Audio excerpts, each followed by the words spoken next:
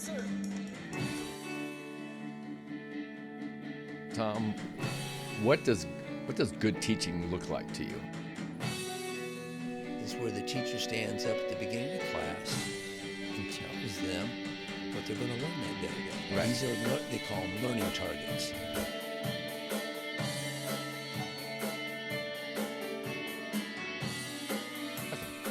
First cousin. So he's my second cousin. He is a longtime educator in the Dayton area. And, of course, we're going to learn more about him. So welcome, Tom. Thank you, and welcome. And thank you for having me here. It's just so great. So great. I'm so excited. So we're going to get to know Tom and, start. And usually I just start like, you're originally from Ohio. Where were you born and where do you call home today? Well, born here, right here in Dayton in 1946, December the 16th. Right now I'm 77 years old. You look fantastic, by the way. Thank you. And I live in Dayton, Ohio. Nice. And then what was your, tell us a little bit about, your parents, your upbringing before we get to your school and stuff. Okay, well, one of five. I was the fourth born to Edith and Ed Heid. And we started out in North Dayton and moved to Dixie North Dixie until when I was about age 6. Went to Catholic Elementary School, Queen of Martyrs, then went to Northridge High School, then went to Miami University, and after I graduated from Miami in 69, I received my master's in education from Wright State in 73. And I've been in education, this is my 56th year in education. That's amazing. I taught for 8 years. And then after 8 years of teaching in Huber Heights, I became an assistant principal for 2 years, and then I became a principal for 34. Oh, my goodness. And then after 44 years, I retired. And for the last 11 years, I've been with Wright State, working with student teachers. But then on a fun side, Wayne High School and Weisenborn Junior High, they've called me back 3 years in a row because they've had maybe an issue with an administrator leaving or becoming sick. So I've been back there for 3 years.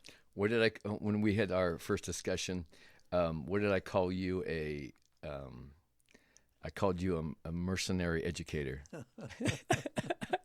Well, I love it. Yeah? I sincerely love it. And I think I even love it more now because I've been away from it for a while. Mm-hmm. Like I said, I left in 2013 from Huber Heights.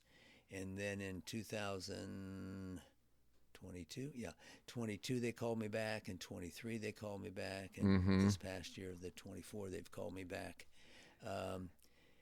And so, you appreciate where you've been. Yes. And having a chance then to establish relationships. Right. Back with some of the old guard. Sure. And with the new kids. Well, let's back up for a minute. And what was your upbringing like? What did your parents do? Dad worked at Delco Products. He was a billing clerk. Mom was your typical 40s, 50s, 60s housewife. Stayed at home and raised 5 kids and did it well, and both of them did it well. Mm-hmm. I was fortunate to be the first of the 5 to graduate from college and right away right into education. Nice. Now, what school did you attend, like your elementary and your high school? Yeah. Went to a Catholic grade school, Queen of Martyrs, then went to Northridge for 4 years. Dad went to Northridge? That's exactly.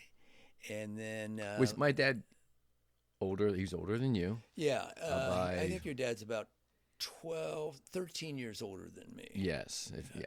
Like I said, I'm 77. So.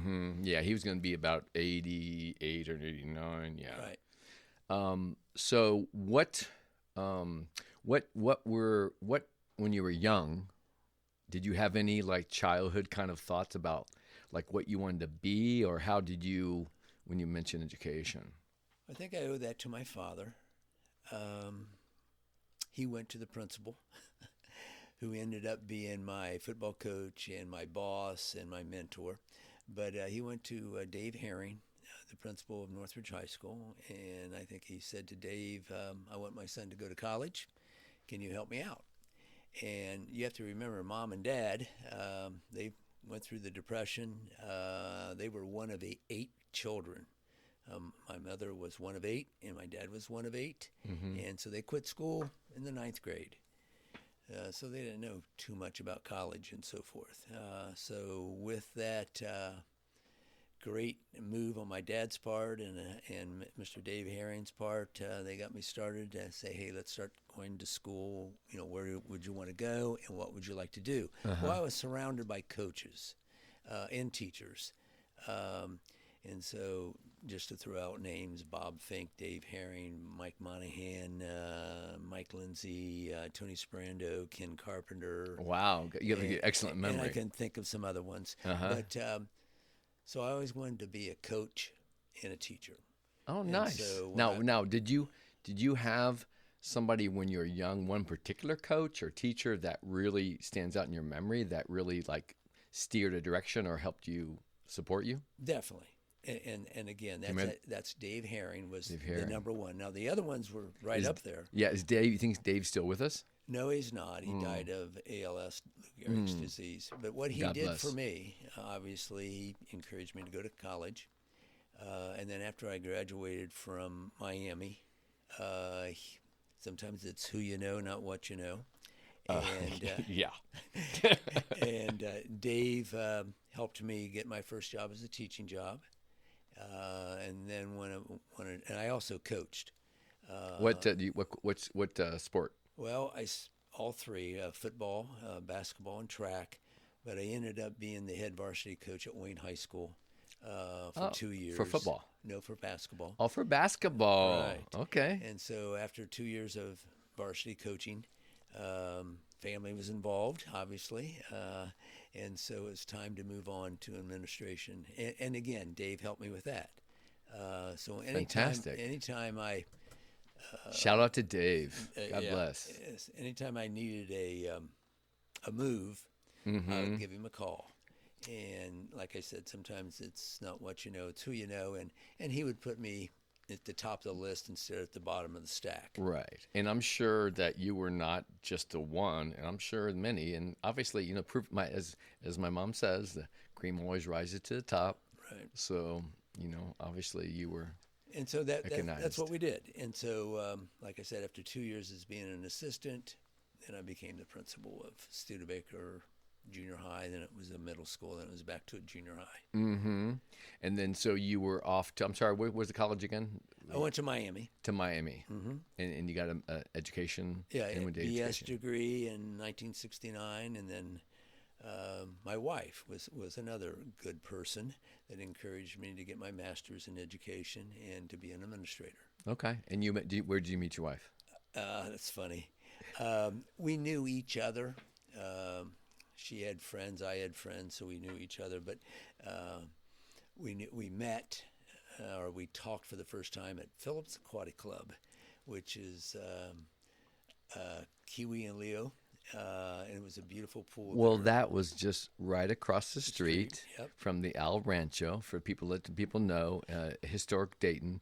My grandfather, Albert Jankowski, opened the Al Rancho bar on the corner of Leo and Kiwi Street. Right. In 1934. And right across the street was Phillips Pool. Aquatic Club, and a little bit connection there. John Phillips ran the pool. Yeah. But his grandson is Mike Schmidt, who played third base for the Philadelphia Phillies. When I was living in Chicago, I'd tell that story. Yeah. And right. everybody, the baseball, especially all my baseball clients, they're like, "Really?"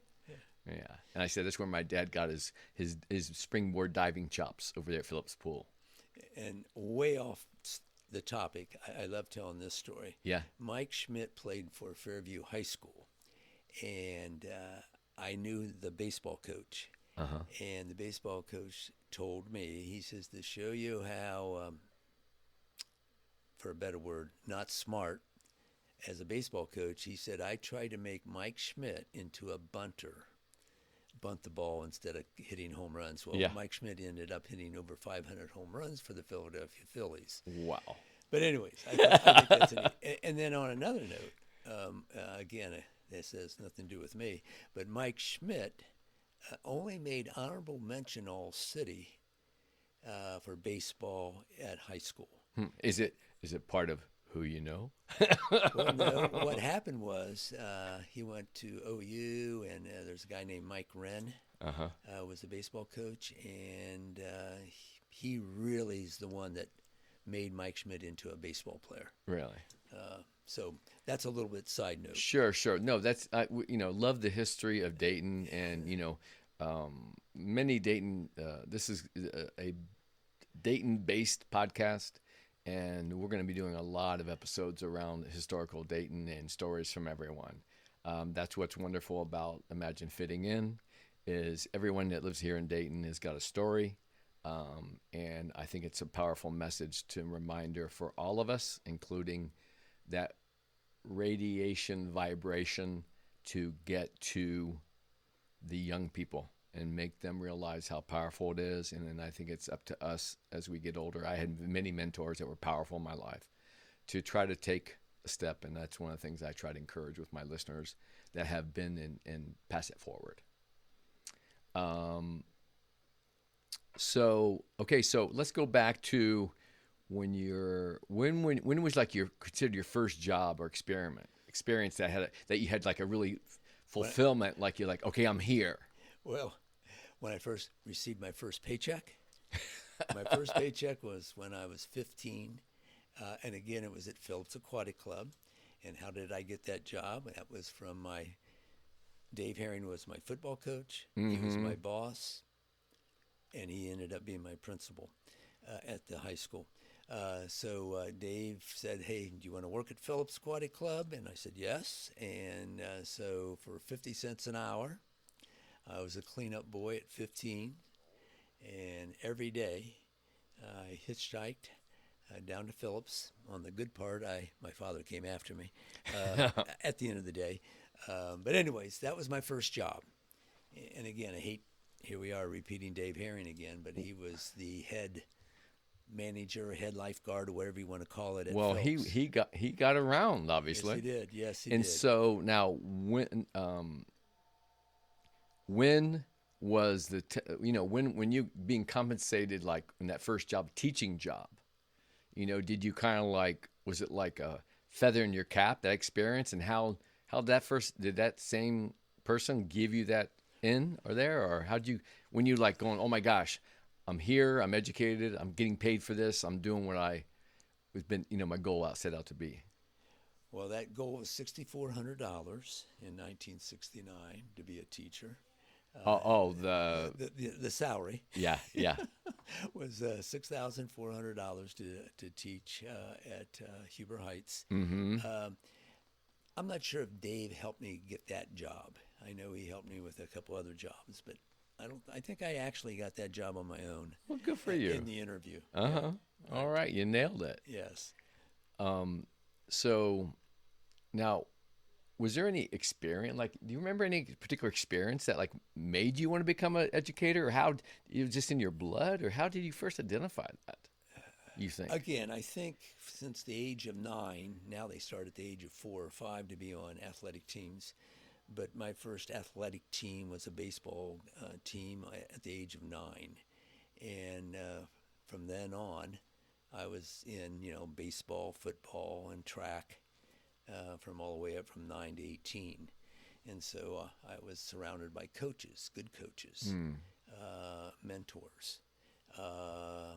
So I think, there wasn't accounting. There wasn't stock markets. Yes.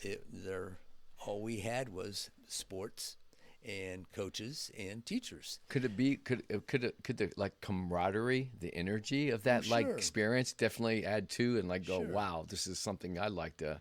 Right. This looks like almost fun and engaging. Right. Yeah. And we had fun. All right, we're back. And Tom, so I'm curious, how did you make your school open to parents? You said you were principal. Is that that was what you're coming from then? Right. In 1979, I became the principal at Studebaker Jr. High at that time. It was a 789 building for half the district.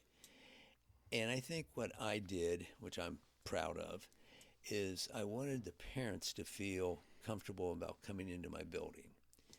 And so for 34 years, every month during school time, we had a parent principal coffee. And we would highlight a department. So say in September, the math department chair would be with me. And we would invite parents in, of course, through a paid mailed newsletter. We didn't have computers back then. So a newsletter. A newsletter, right. Did you crank it off and roll it? No. Almost. And it was bulk mailing, and it cost about $87 to send it out to all the parents. But anyways, how big money that was back well, in the it day. was, and you had a budget. But anyways, Yes. The cool thing, parents came in during the day. We had them in the library, and then after the department head would talk, and I would talk, and then we would ask for questions. We would tour the school during the school day, and I wanted these parents to see what school looked like, because let's face it, kids would go home and tell their parents things, and some were true and some were an exaggeration maybe, and some may not be true at all. But this way they got to see the kids walk through the halls, they got to see the kids go to the restroom, do their lockers and so forth. And then 2 weeks later, we always did this on the second Thursday of every month, we had a parent coffee. And then on the fourth Thursday of every month, we had a back to school for parents, and they were to sign up to see that department chair's teachers. For example, if we had the math, they would sign up to see a math teacher. And again, just kind of like a focused in, targeted response and to address right. what was going on. And this way they knew they were invited. It wasn't like somebody calling me up and say, hey, Right. can I come in? Right. You can come in to the coffee or to the back to school for Parents Day. And we did that for 34 years, every month. Wow. I think it was September through April. And we'd have a different department speak. And then, like I said, 2 weeks later, they would come into the building to observe and they didn't have to observe their child, because maybe sometimes the child would say, now look, Mom, you can come in, but don't come to my class. And so the parent negotiated. Yes. And worked with the young man or young lady, and they would maybe visit that teacher in a different classroom, so the young man wouldn't be embarrassed to have his mom almost like a in the neutral classroom. environment and all that. And That's so, great. The parents loved it. The teachers, I think, got used to it. And I always said to them, the teachers, that they're taxpayers. Let's show them what you do every day. I really believe you talk about relationships. It was a way of talking to parents on a monthly basis, at least twice a month. And I think they appreciated it. In fact, I had a consultant call me, and his son went to our school, and he said, hey, don't ever quit doing the coffees in the back to school. And I wasn't. And I said, well, why is that? He says, because you're telling the parents that you're not scared of them and you're allowing them to come into the building. You're being open. And again, I tried 5 or 6 things, and I think those 2 were probably one of my most successful things. Nice. Now, so this is basically, that's what you did to connect to your students and the teachers, right? So right. Everybody won. So, Tom, what does good teaching look like to you? I mean, I know you were a principal, right. and you were on the administrative side. Did you ever teach classes yourself? Yes, 8 years. Okay, what did you teach? Business. Okay. But what good teaching looks like, and I might have to have you over as a consultant. Go ahead. I think even though I'm 77 now, and like I said, I work with Wright State student teachers for the last 11 years. And I think I'm a better evaluator now than I was 30, 40 years ago. Why do you think that is? Experience, and I think I honed in. I had more time to concentrate on evaluating and observing and so forth. But what good teaching is where the teacher stands up at the beginning of class and tells them what they're going to learn that day. Right. You know what I mean? Just like on point. Okay, Yeah. this is what we're going to learn. Yeah. Yeah. And they're called I can statements or I will. Or, I can multiply double-digit numbers. This is what we're going to do today. These are, they call them learning targets. And then at the end of the class period, you summarize, and you either do an exit ticket where the kids writes down, hey, I don't know what you're talking about, or I got it. You know what I you mean? literally ask them and to communicate that. Did you get it? Right. Wow, Now, that's accountability. Well, there are two ways. One is to write it down as an exit ticket as you leave, like whatever, I don't know what you're talking about, or Yes. hey, I got Yes. it, or Yes. I could teach it to someone else. Fascinating. I'm so good. Or the easier one is the thumbs up, thumbs down, or thumbs to the side. Mm-hmm. And the thumbs up mean I got it.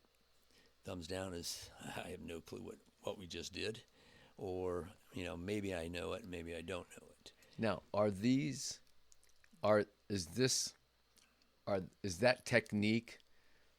Have you seen that being used today? Have you tried to compare? Considering how schools operate now, and we have all our technology and social media, all that kind of stuff we all know about, have you made inroads or contribute to helping with the teachers in the classroom as well for concepts? Definitely. Yeah, the last 11 years working with student teachers, and I have anywhere from 10 to 17 a year of student teachers, and I'm big into learning targets and announcing it. Mm-hmm. And I think sometimes there are some teachers that get away from that. Sure. But at Wright State, it's one of the big things to work on, and we have to emphasize it. And sometimes they forget, even though they're student teachers, they know they're supposed to establish a learning target and I will statements. Sometimes they forget, and we have to remind them. Mm. So, Tom, what, I don't know, any innate skill sets or, your new unique approach, how you, in your field and how you develop to, I'm sure you use it professionally. Does that also cross over in personal relationships? What do you think helps support a good professional relationship, and does that transcend into your personal life? Wow, that's a tough question. Or vice versa, how that works, I'm big on establishing relationships, positive relationships. Obviously, I'm into that. Okay? Communication. They say what do they say? Communication is a wonderful thing when it happens. Right. Well, I have my son's friend. He says, "Okay, here comes Tom Heid. He's going to ask me 20 questions." But I am interested in other people. You know what I mean? So if it's my student teachers, or like I said, in the last 3 years, I've been at Wayne and Weisenborn. I try to get to know people other than, what are you teaching type of thing. Mm-hmm. And I think that's an asset of mine that I push for that and try to get to know them other than just being a teacher. In other words, how many kids do you have? What do they do? Those types of relationships. Excuse me for a second. I'm going to have you just pull that down a little bit. Like this? Yeah, just pull it down. Yeah, Okay. Lower. Beautiful. Okay. Beautiful. Okay, so in your world, outside of school and just we know our reality is professional, personal, that kind of flow. Did you ever have any significant, any life-changing experience, or have you had a moment where you remember of a student, a success story, or something like gone awry, but then success? Is there anything that sticks out? Any part of your career where somebody was in the thick of things, and all of a sudden they were able to. You know what? That's another tough question. I think I've had many former students and a few teachers come to me and say what type of impact I made on them. And obviously that's a good feeling, and I never knew about that. So we'll have reunions, or I'll run into somebody at a store. In fact, today was good. I run a golf outing for my father and my two brothers, and for the last 26 years, I've had a Heid Memorial Golf Outing. And what I have to do is go to different businesses to get raffle prizes. So I went into this one restaurant, told them who I was, what I was trying to do. And this memorial is for your... Well, it's in honor of my brothers and my father. Brothers and your father. Nice. And we give 3 scholarships away, 3 $500 scholarships to 2 to Wayne kids and 1 to a Northridge kid. And we've been doing that for a long time. But this is my 26th year. So I walk into this restaurant today, and the guy said, "You were my principal." And he starts telling me some things that he saw that I did that were positive, thank goodness. Mm-hmm. And we had that relationship. There's now. his business. And look at that. And what's interesting, I really didn't remember him, but I knew his brother. Okay. And I knew his sister. And his sister went on to work in Huber Heights as a paraprofessional. And I knew his brother, but I didn't know that young man. But he remembered me, and he brought up, we have a career day. I don't know if I told you that one yet. For 34 years, I had a career day, and the kids got to go to 2 professional people for an hour each. Oh. And we brought in probably 65 to 70 professional people from all walks of life. Mm-hmm. Athletic trainers.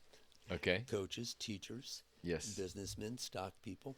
Right. Salesmen. All kinds of professions. Anything you can think Ask of. me anything, right? Yeah. And this gentleman that I saw today brought that up. Yeah. He said, "Oh, I remember the career days." Because they don't remember, on a daily basis that they've learned how to divide by 6 or whatever it is. Sure. Moments, right? Moments. And this young man remembered our career day.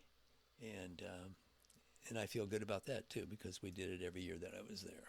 Mm-hmm. So, I think you probably, obviously, I'm a busy guy. And with my career in fitness, I launched out of here in Dayton in like 1984. I kind of followed my sister's footsteps. She was in marketing. Her husband was a photographer.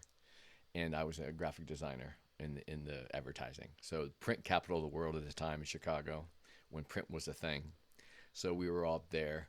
And, sure enough, I made my way. And just some share a story with you, that I found myself in advertising, and all of a sudden computers came in, and here's another tool to do the same thing. And for some reason, I just found myself not inspired.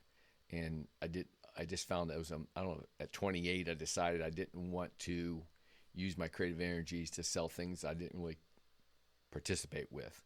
The biggest clients were alcohol, cigarettes, some really junk food, and prescription drugs. So for whatever reason, at this 28 shining moment, I have a highlight in my life, and I'm like, what does I want to do when I wake up, put my feet first on the floor? And I just loved being in the gym, working out, and through endless conversations with my dad about nutrition, he gave me a 1-2 punch. So when I come back and visit him, when I was in Chicago, come down to Ohio, we just have long talks, and he was a self-read man. So he read stacks of books on any subject matter. So I give him credit for that. So that fitness career basically led me from Chicago to Los Angeles and New York, and then back to California and back to here. So I stayed busy in doing fitness, and I work. You look fabulous, by the way. Thank you. I work with all ages, all conditions, but part about being fit, right, is that self-care. What's your philosophy? You look fantastic. I'm assuming that you do all the things, most of the things that I would tell most people to do that maybe they're not doing. So what's your self-care look like for you? Well, thanks for asking. The last 3 years I was at school again. At 75, 76, and 77, I was an assistant principal at either Weisenborn or Wayne High School. I would put in anywhere from 13,000 to 16,000 steps a day. Oh my! All right. Are you serious? Yeah, 13,000 to 16,000. At how old?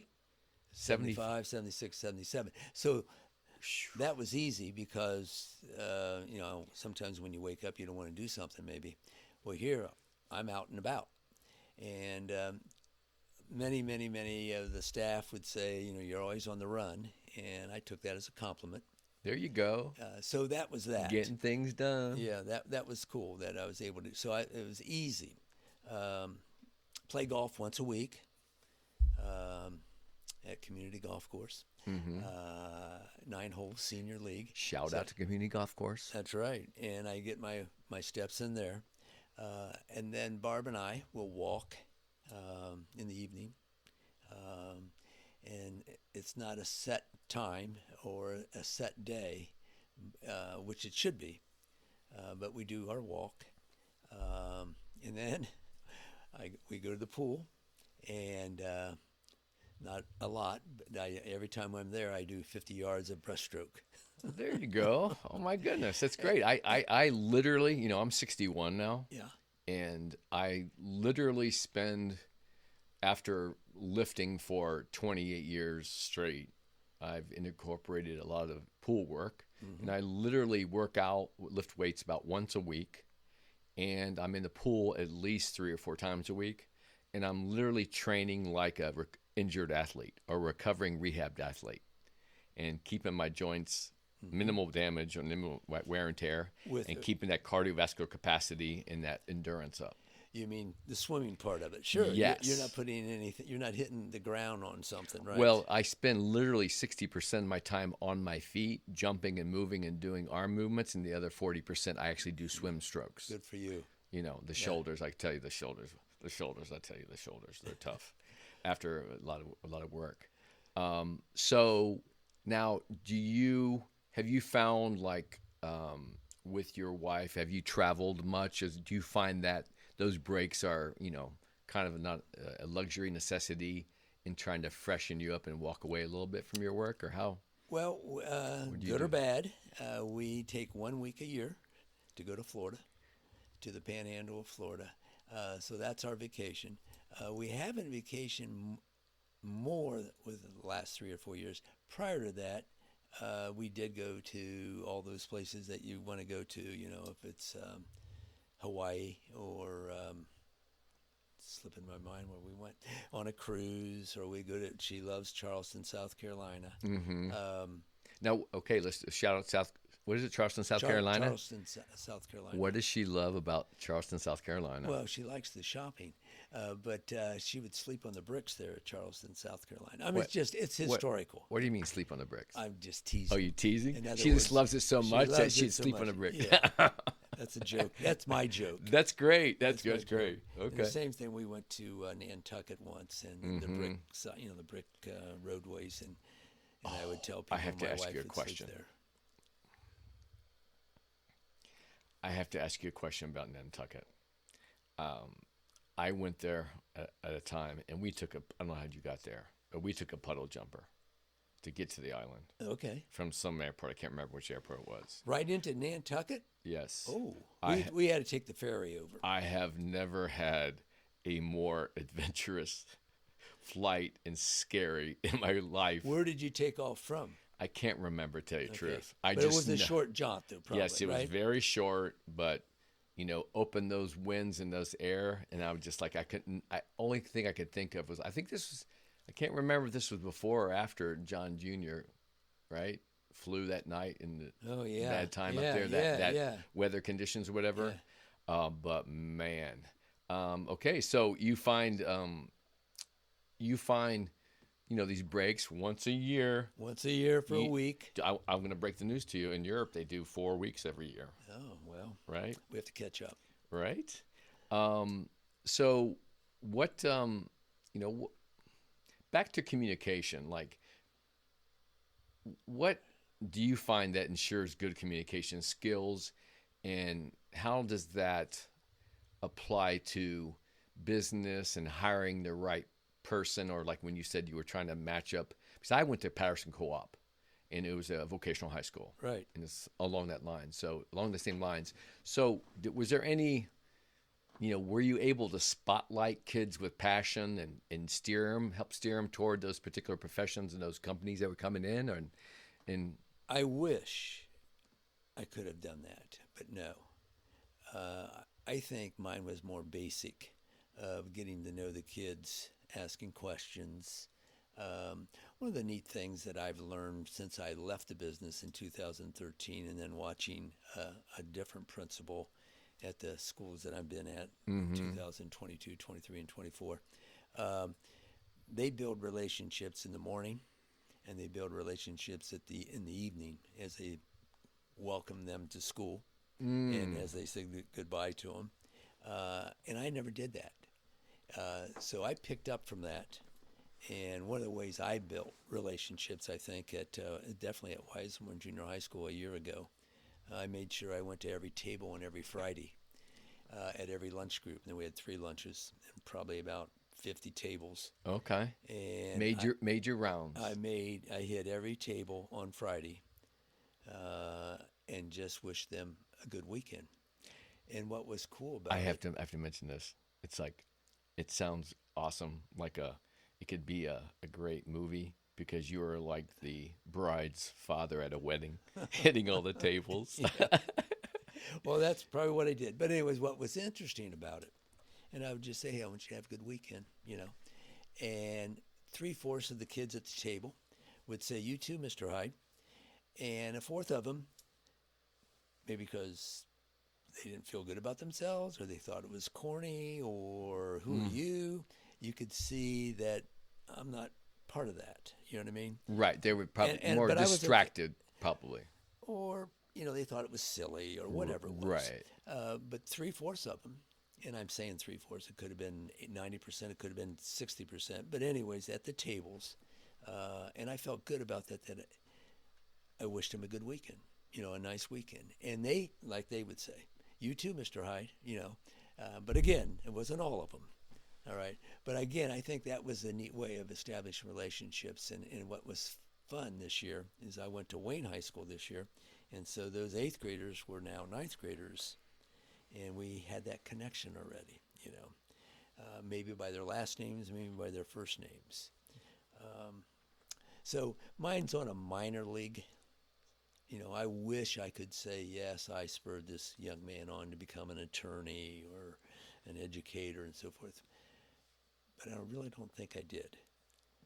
Mine was more, hate to say it, superficial. Well, I didn't have the time to maybe elaborate with one young man in my office and talk to him and so forth. I think, from my own experience, I think, when you were back in the day, I was in high school in 77 to 81 and going into co-op. And it sounds like to me that you were one of those people, a part of a push to really, you set yourself apart, obviously, when you're out there, so many steps a day, so many tables a day. I'd have to think that, more than average than not, you were probably a pioneer in your efforts. And in terms of, that vocational high school I went to was like, it was kind of unheard of at the time, or it was kind of forgotten through the industrial trades. But it was very valuable for me. But I think you should not sell yourself short, that you sound like an awesome person that had a lot of compassion and care, really cared for the students and wanted to see that success. And of course, right, those are the, when we talk about kids, and I was probably one of them at times where I thought somebody was corny, and the teacher replying to me or asking me something. But then it's those moments that guys like you, I believe that when you keep fighting a good fight, you're slowly building a wall, and maybe slowly even breaking down a wall. Right. To get that communication through, And you never know. Like, just I tell people, I'm telling people, and that this, this is a Dayton podcast, and I tell them, like, hey, you want to be a guest on my show? It's about mentors, and they're like, oh, I don't have anything to say. I'm like, don't cut yourself short, Right. because there's nuggets, and I'm hoping someone, if one person, listener, this hears some kind of nugget that shoots off in their brain, timing is everything. Right. Then I'm doing something. We're making a difference. So trying to build a wall of,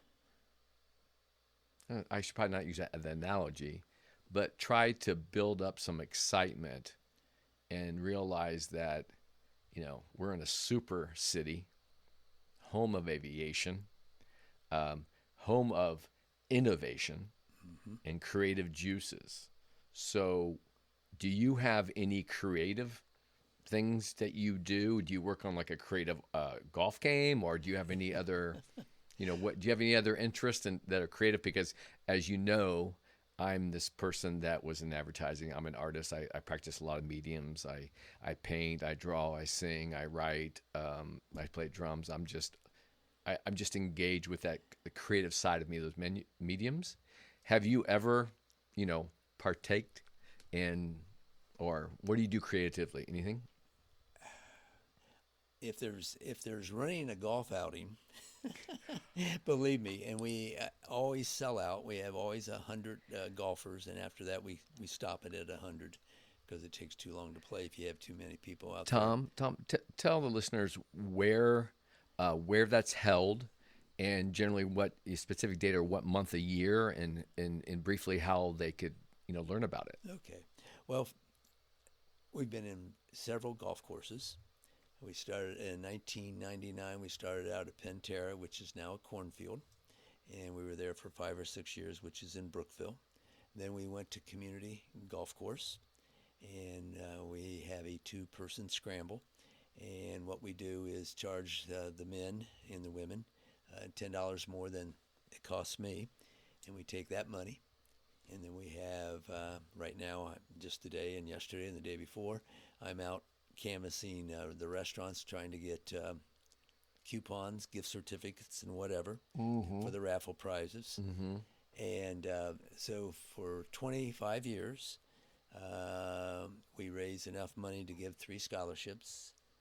Like I said, 2 Wayne kids will get 2 $500 scholarships, and 1 Northridge kid will get a $500 scholarship. So I don't know if that's creative, but I feel good about it. I would, what I call that, and I do a little bit of, it's the art of juggling. Well, yes.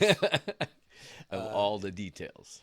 And I love putting it on, and I don't play in it. And I love giving out the raffle prizes as they come by hole number 1. But anyways, we started Pantera for 5 or 6 or 7 years. We went to Community for 4 or 5 years. And then COVID hit. And I was scared to death that no one would come. Well, I forgot about the stimulus checks.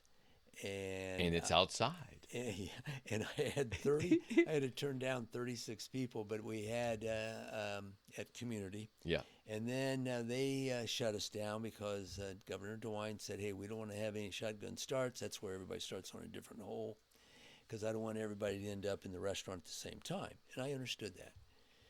Well, maybe he didn't get the message out, but then I went to Walnut Grove, and we were out at Walnut Grove for 3 years. And then last year I went to Dayton Country Club. And then this year I'm back at Community. And why did I go to Community? I don't know. I thought it was getting a little bit too expensive for my golfers, and so we toned it down a little bit. We're going to find out here on October 5th, Saturday at 10 a.m. It's a 2-person scramble, and hopefully we'll get 100 golfers again and be able to give away $1,500 in scholarships. Oh, fantastic, fantastic. And, I have to do a shout out here because,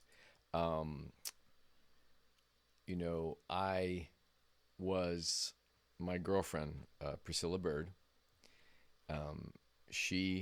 I got to know her. She lives in Uber Heights, and I meet her mom, And I come to find out that her mom spent a lot of years working at Wayne High School. Exactly. And I can't remember. I believe it's somehow, I can't remember how your name came up and the fact that you were out there.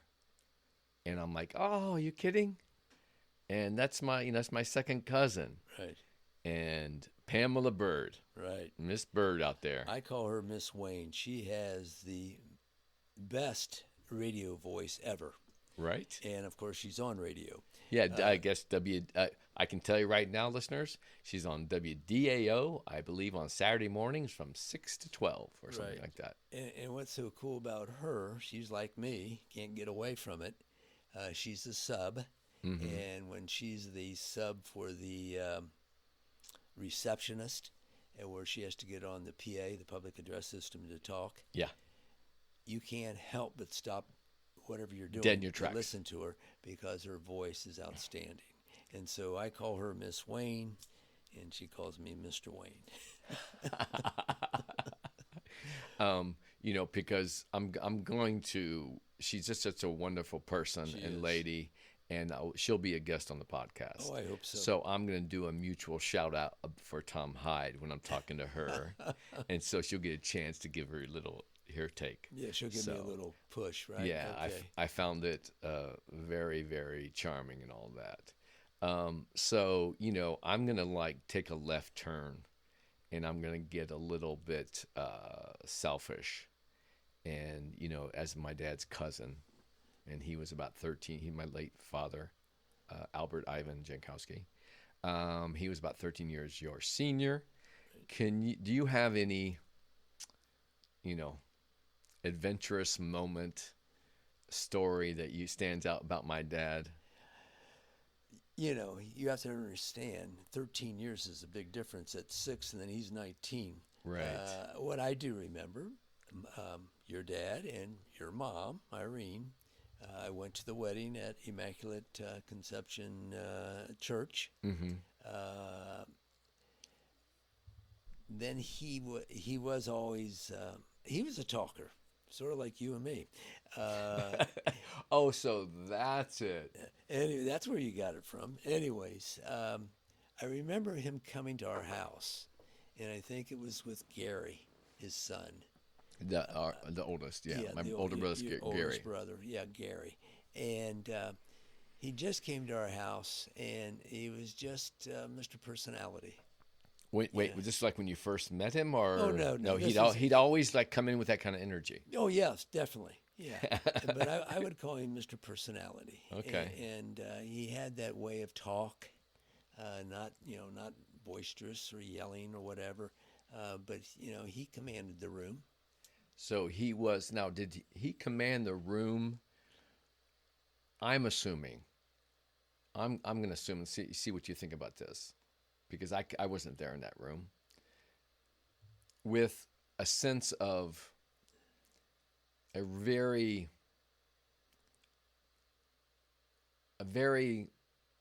beautiful delivery system of facts or intellectual, prowess that's delivered in a way, but while you're engaging them, he's entertaining you.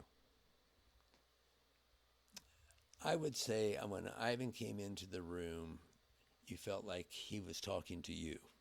Even though he's talking to everybody. Everybody, yeah. His good eye contact. Uh-huh.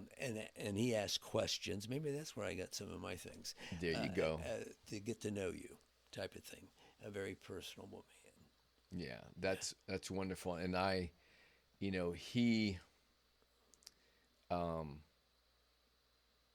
taught me a lot. And I don't know, here we are in the studio.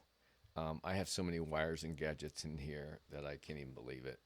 When I grew up, I used to come down here when I was a kid and smell him using his soldering gun, and saying, "Oh, that's kind of cool. That smells almost good, but oh, look at those little spiders and bugs, transistors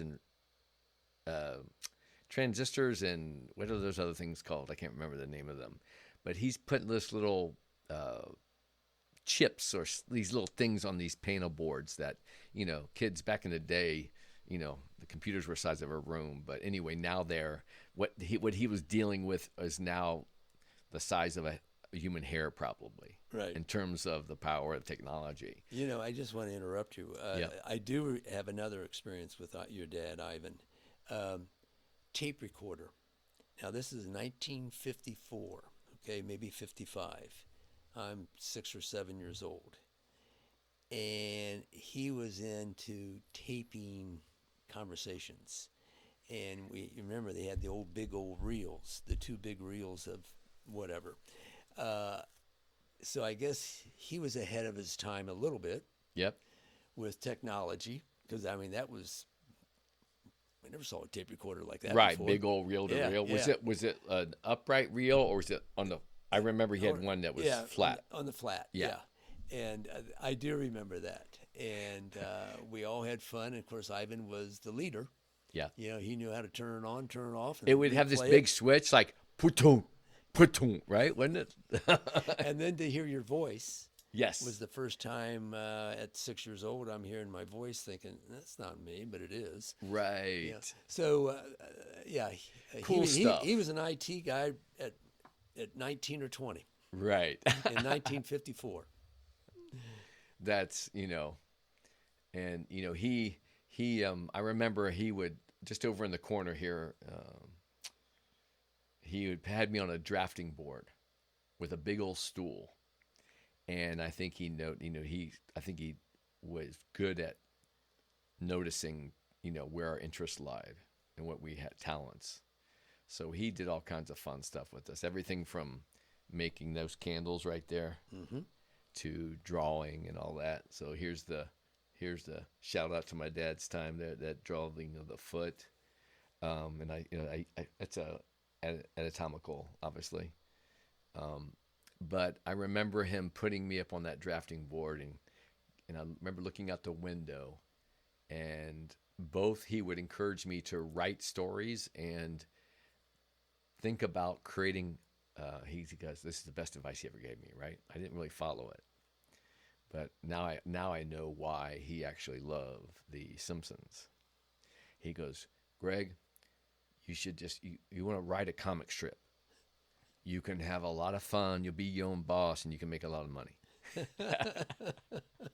And I always thought about that. Yeah. And here's a funny story. The first drawing that I ever did, and I can still do it from memory today, is Snoopy laying on his doghouse sleeping with a bowl of food outside of his doghouse. Yeah. Well, I end up in California. Who do I meet through a friend? I meet Charles Schultz, The writer. protege. Oh, okay. That his name is Tom Everhart. He lives in Venice Beach, California. And he was taken under the wings of Charles Schultz. And I was able to meet this guy that spent all this time with Charles Schultz. And I sat down at a party one day, and Tom Everhart is the only person that can actually create a Peanuts Snoopy figure, all the gang. And so he does wild work. He's super famous in Japan, all over the world. He does these very creative images. But I was able to sit down with him at a party and draw out Snoopy on his doghouse. Fantastic. And so it was really, really kind of like, whoa. Yeah, I'm just Dad, like in some Dad, fateful universe, and like, whoa, what's the chances, the 6 degrees of separation, that I end up meeting this gentleman? Right. And so it was just And fascinating. your dad is smiling, down at you. Yeah. Yeah, he was smiling. We'd be having if he was here, we'd be having so much fun. So it is very, we call it encouraging for me. He was such a force of nature. And when I tell people who didn't know my father, when I was young, people used to see my father out in the street, and he'd be playing with the kids, and having fun and entertaining us. And people would be like, look at my dad like something was like not quite right. But I tell you, after the years went by, I actually felt that energy from the neighbors and their subtle comments. Right. You know, they were all very kind people. Don't get me wrong.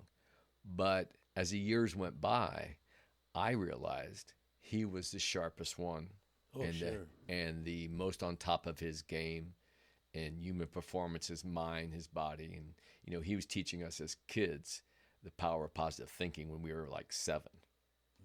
And so I tell people, I said, you know, they say, how was it losing your father? And I said,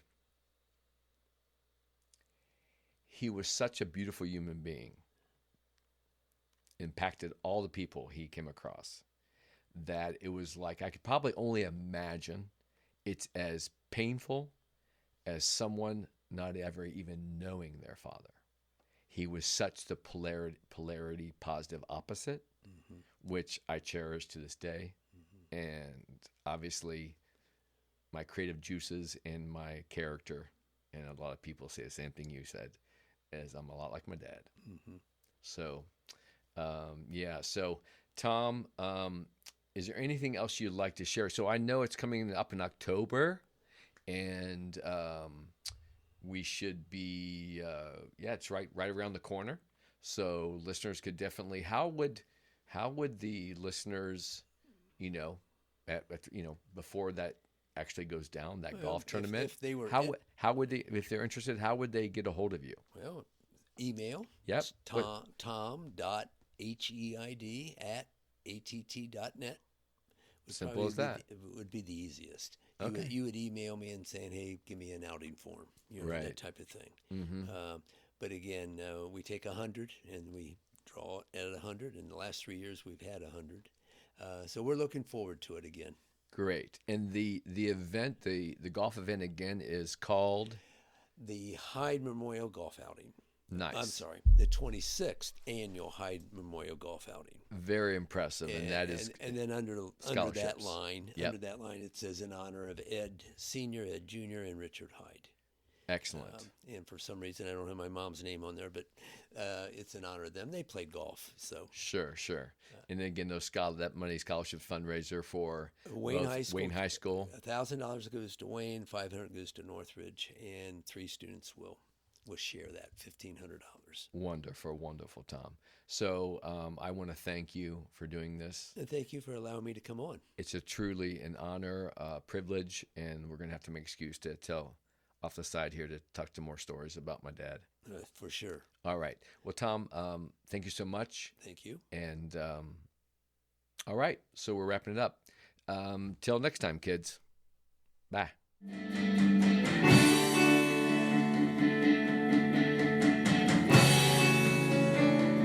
Professor!